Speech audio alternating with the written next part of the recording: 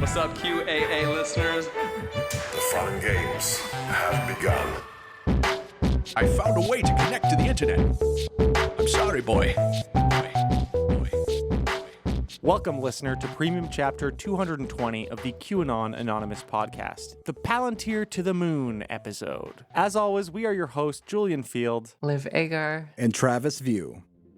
Hello, friends. Today we're going to be diving into a melted Reddit community of stock pumpers and meme makers obsessed with a very specific company known as Palantir. Now, as some of you may already know, the word Palantir, and its plural, Palantiri, comes from the Lord of the Rings, in which it refers to a set of stones used to spy on others from afar, see into the past or future, and even engage in manipulation and propaganda on a mass scale. As Gandalf the Wizard once said, a Palantir is a dangerous tool, Saruman. Our corporate overlords are just so fucking lame. Yep, it's sad. So what kind of creep would name his company something so simultaneously nerdy and evil? Well, no surprise here, it was friend of the show, billionaire, venture capitalist, and right-wing power broker Peter Thiel, who we previously covered in Premium episode 151. Since its founding in 2003, Palantir has come to be associated with a variety of dystopian horrors, mass surveillance, drone assassinations, and the tracking and targeting of immigrants among them. So, in this episode, we'll be briefly exploring the history of Palantir before jumping into the online community getting carried away with PLTR, its publicly traded stock, with the help of our guest, reporter Katie Notopoulos, who recently wrote an article for Fast Company entitled How Palantir Stock Developed a Weird, Passionate, Meme-Crazy Fan Base. So let's jump right in. Palantir. When Peter Thiel properly launched the company in 2004, he was only able to nab one outside investor, In-Q-Tel, the venture capital arm of the Central Intelligence Agency. Thiel received $2 million from the CIA and put up $30 million of his own through his VC firm, Founders Fund. 2 years prior, he had sold PayPal to eBay, making him a multimillionaire. Quote, "It was a mission-oriented company. I defined the problem as needing to reduce terrorism while preserving civil liberties," he told Forbes a decade later. Within about a year of filing for incorporation with the FEC, Thiel had hired a CEO for Palantir, Alex Karp, a self-described deviant with a PhD in philosophy. Damn, philosophy L. Yeah, I mean, self-described deviant with a PhD in philosophy? Who are we talking about? Liv Agar? I have a bright future ahead of me. Yeah, this is where you differentiate yourself here, though. The two had met at Harvard, where they both attended law school in the early 90s. By 2000, Karp had developed a reputation in wealthy circles as a savvy investor. They apparently admired the way he had successfully leveraged his grandfather's inheritance. That year, he founded his own venture capital firm to manage the investments of high net worth individuals.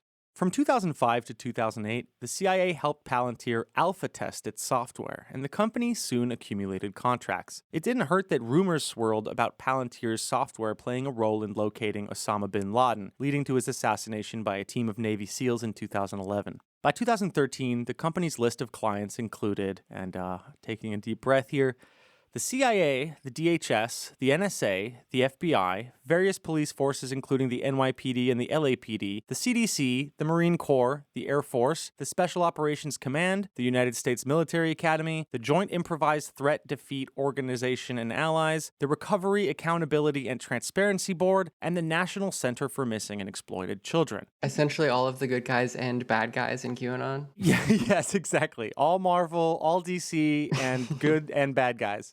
By the way, the Recovery, Accountability, and Transparency Board was essentially a Joe Biden-led thing where they were trying to figure out people who were doing like Social Security and like benefits fraud, which recovered $250 million total. Very important. I'm sure they spent, less on that than they got back. This is the very important stuff of figuring out if the poors are cheating. If Trump had made that, it would be exactly the same, except it would be called the Cadillac Queen Board, basically. Pretty much. So that same year in 2013, Forbes wrote a piece about Palantir, and more specifically Alex Karp. And here you're going to see the classic Forbes writing at work when describing a cool and quirky CEO. A unique Palantir culture began to form in Karp's iconoclast image. Its Palo Alto headquarters, which it called the Shire, in reference to the homeland of Tolkien's hobbits, features a conference room turned giant plastic ball pit, and has floors littered with Nerf darts and dog hair. That's like the bitch you live like this meme? It's like the Millhouse's dad who got divorced Yes. and is in the toy car bed. Mm-hmm. Staffers, most of whom choose to wear Palantir branded apparel daily, spend so much time at the office that some leave their toothbrushes by the bathroom sinks. Karp himself remains the most eccentric of Palantir's eccentrics. The lifelong bachelor, who says that the notion of settling down and raising a family gives him hives, is known for his obsessive personality. He solves Rubik's Cubes in less than 3 minutes, which is not that difficult, by the way. Anyone can learn to do. Well, it's a procedure. Okay, well, me and Travis, actually, never mind, just me. Actually, never mind, we all relate to being on the spectrum. Swims and practices the meditative art of Qigong daily, and has gone through Aikido and Jiu-Jitsu phases that involved putting co-founders in holds in the Shire's hallways. Normal. A cabinet in his office is stocked with vitamins, 20 pairs of identical swimming goggles, and hand sanitizer. Okay. And he addresses his staff using an internal video channel called KarpTube, speaking on wide-ranging subjects like greed, integrity, and Marxism. The only time I'm not thinking about Palantir, he says, is when I'm swimming, practicing Qigong, or during sexual activity. So we've got a real normal guy here who says stuff like sexual activity and has 20 pairs of identical swimming goggles. Oh, and puts people in headlocks. Having a family gives him hives. Lifelong bachelor, eye emoji, etc. So fun stuff. But dogs are welcome. There's a ball pit. It's the Shire. I think he might be too repressed to enjoy. Like the fact that he's single is just, he's like, why? How would having children relate to getting more money? Yeah. I don't understand. So, by 2013, Palantir had also accumulated a few ignominies. In 2010, a company called i2 Incorporated sued them in federal court for stealing its code through a private eye firm to develop their own algorithm. The incident was settled out of court a year later for $10 million.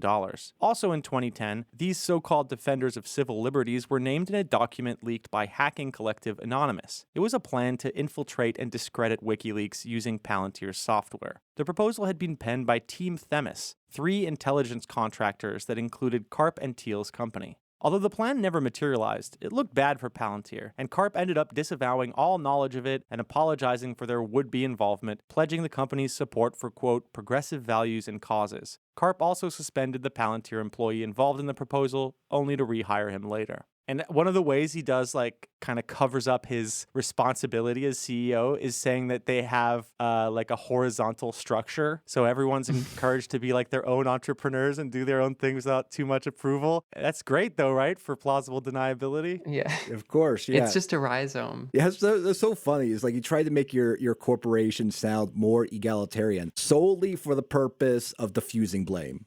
Yeah. And I mean, to be clear, basically what they do is they put together software that helps aggregate a bunch of data and essentially, target individuals like bin Laden or, disadvantaged communities in LA through the LAPD, etc. So they put together these kind of data analysis software that is then kind of enhanced by having a human eye, which they call forward engineers, these guys that they deploy into the field. So they're kind of a half consulting firm, half software firm, but, you've seen the contracts, you kind of get it. In the same 2013 Forbes article, they detail some of the contradictions inherent to Palantir's whole shtick. According to former employees, Palantir has explored work in Saudi Arabia despite the staff's misgivings about human rights abuses in the kingdom. And for all Karp's emphasis on values, his apology for the WikiLeaks affair also doesn't seem to have left much of an impression in his memory. In his address to Palantir engineers in July, he sounded defiant. "We've never had a scandal that was really our fault." But was it kind of your fault?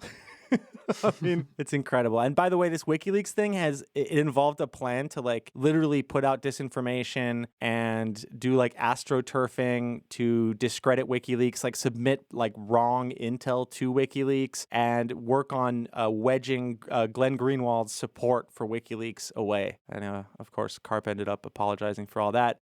And the plan was never put into action. It was just one of those kind of sales pitches that they did with those 2 other companies. The article continues. Some former Palantir staffers say they felt equally concerned about the potential rights violations their work enabled. Quote, "You're building something that could absolutely be used for malice. It would have been a nightmare if J. Edgar Hoover had these capabilities in his crusade against Martin Luther King," says one former engineer. Which I do like the making it like a potential. Like if this did go into the hands of the wrong people, but also like let's give it to, CIA, FBI, NHS. Well, that's the whole shtick like of today's intelligence agencies, right? Yeah, our past doesn't look great, but our present, Oh man, you should see the talent we've attracted. They're much better than J. Edgar Hoover. You have been listening to a sample of a premium episode of QAnon Anonymous. We don't run any advertising on the show, and we'd like to keep it that way. For $5 a month, you'll get access to this episode, a new one each week, and our entire library of premium episodes. So head on over to patreon.com/QAnon Anonymous and subscribe. Thank you. Thanks. I love you. Jake loves you.